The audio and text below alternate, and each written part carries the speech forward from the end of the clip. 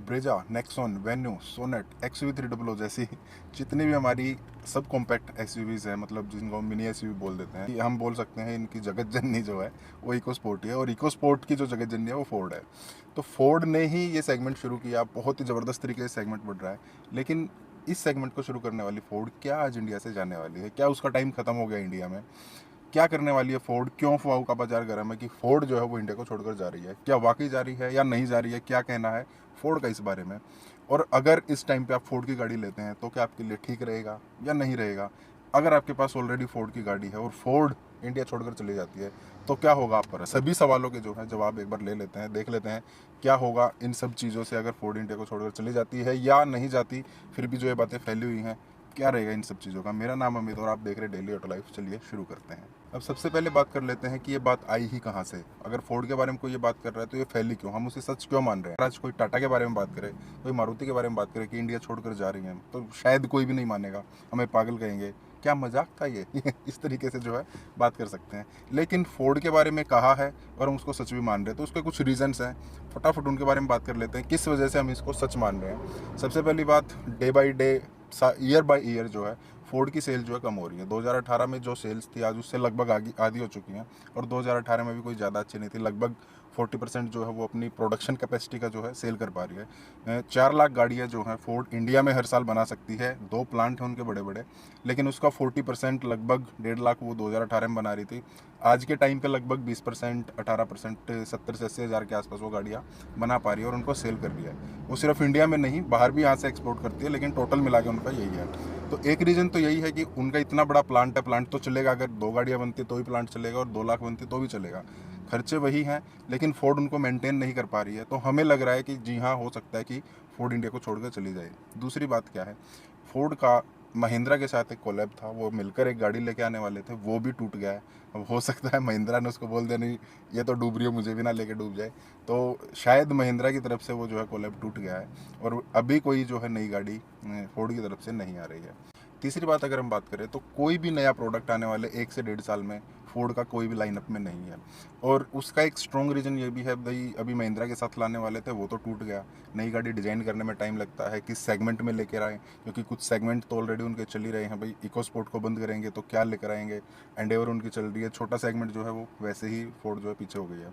और अगर वो 2 से 3 साल के बाद कुछ नया प्रोडक्ट लेके आते हैं तो शायद 5 से 6 साल के बाद वैसे ही ईवी इतना कब्जा जमा लेगी। तो इस चीज़ पे भी थोड़ा संशय है कि शायद वो अपना जो है पेट्रोल डीजल को आगे लेके बढ़ेंगे, खासकर इंडिया में। तो लगता है कि हो सकता है वो निकल जाए इंडिया से।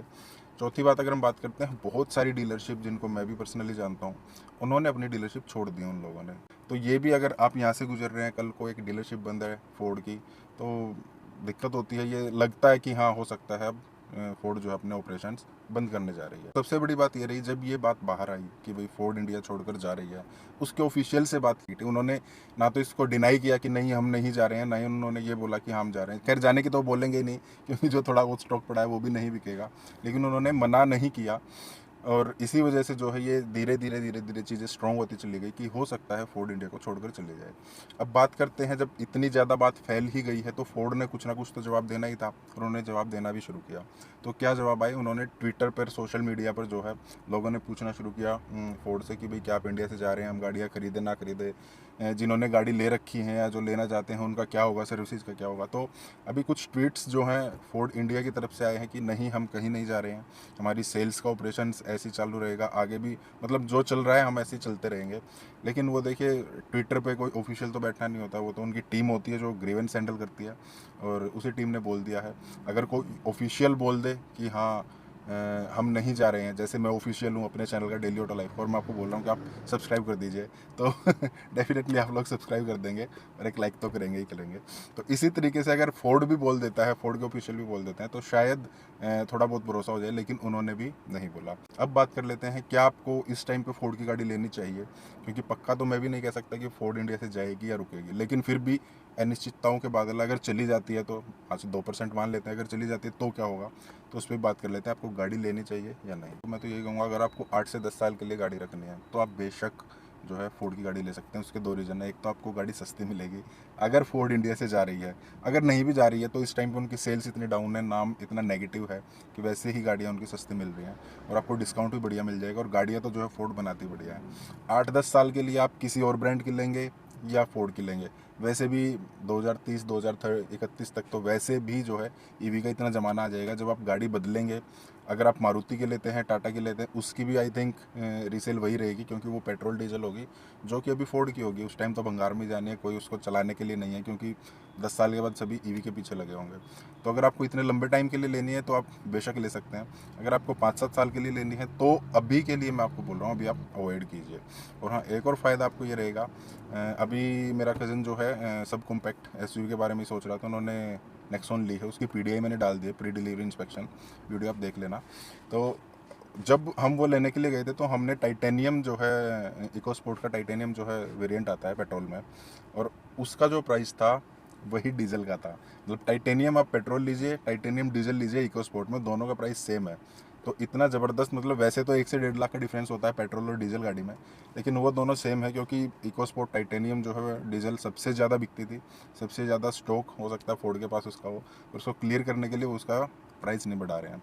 तो आपको 10 साल के लिए रखनी है, 11 साल के लिए रखनी है तो आप ले लीजिए, आपको फ़ायदा रहेगा। कम टाइम के लिए रखनी है तो रहने दीजिए। और अब सबसे बड़ी बात, जिनके पास ऑलरेडी फोर्ड की गाड़ी है वो क्या करेंगे? अगर फोर्ड इंडिया से चली गई, हम मान लेते फोर्ड इंडिया से चली गई, तो क्या होगा? एक शेवरले थी जनरल मोटर्स की, वो भी इंडिया से गई थी, उसकी भी गाड़ियाँ थी। हाँ, रीसेल वैल्यू तो ऑब्वियसली कम हो ही जाती है, लेकिन सर्विस पे आपको कोई फ़र्क नहीं पड़ेगा, क्योंकि सर्विस ऐसे ही देती रहेगी। उसका एक प्लांट है, जो प्लांट में हो सकता है अभी वो प्लांट्स इंडिया के लिए तो बंद कर दे, लेकिन उनका एक्सपोर्ट होता रहे। जिस तरीके से शेवरले के हैं यहाँ पे गाड़ियाँ मैन्युफैक्चर होती है जो एक्सपोर्ट होती हैं, तो उसमें वो स्पेयर पार्ट्स भी बनाएंगे। लेकिन एक बात और है कि ऐसा सुनने में आया कि शायद अपने प्लांट्स फोर्ड जो है ओला को या फिर महिंद्रा को सेल आउट कर सकती है। उस केस में थोड़ी सी हमें स्पेयर पार्ट्स की प्रॉब्लम हो सकती है, लेकिन वो ज़्यादा नहीं रहेगी। हाँ, 4 से 5 साल के बाद जैसे जैसे गाड़ियाँ कम होती चली जाएंगी मार्केट में, स्पेयर पार्ट्स की डिमांड कम होगी, तो उस टाइम पे हमें स्पेयर पार्ट्स की भी दिक्कत हो सकती है। तो इनिशियली सर्विसेज में कोई दिक्कत नहीं होगी किसी प्रकार से, कुछ टाइम के बाद हो सकती है। तो अभी तो यही सिनेरियो बन रहा है कि फोर्ड को लेके यही लग रहा है कि ज़्यादातर चांसेस हैं कि शायद वो इंडिया में अपने ऑपरेशंस ख़त्म कर दें। नई गाड़ी लेकर आने में काफ़ी टाइम लगेगा, फिर उसका पक्का नहीं पता है कि वो हिट होगी कहीं नहीं होगी। उससे तो बढ़िया वो सोच रहे हैं या तो इंडिया से चले जाएं या फिर अपना ईवी मार्केट में इन्वेस्टमेंट करेंगे, इलेक्ट्रिक व्हीकल्स में इन्वेस्टमेंट करेंगे। और अगर आप लंबे टाइम के लिए फोर्ड की गाड़ी लेना चाहते हैं तो आपके लिए फ़ायदे का ये सौदा रहेगा, आपको सस्ती मिलेगी और फोर्ड की गाड़ी अच्छी होती हैं। लेकिन अगर आप कम टाइम के लिए लेना चाहते हैं तो अभी मैं बोलूँगा आपको इसको अवॉइड कीजिए। हाँ, हो सकता है कुछ टाइम के बाद पक्की खबर आ जाए फोर्ड नहीं जा रही है, उस टाइम हम इन्वेस्ट कर सकते हैं। तो कैसी लगी आपको वीडियो बताइएगा ज़रूर, लाइक से सब्सक्राइब जरूर कर दें चैनल को। मिलते हैं इसी टाइप की नेक्स्ट वीडियो में। Thank you.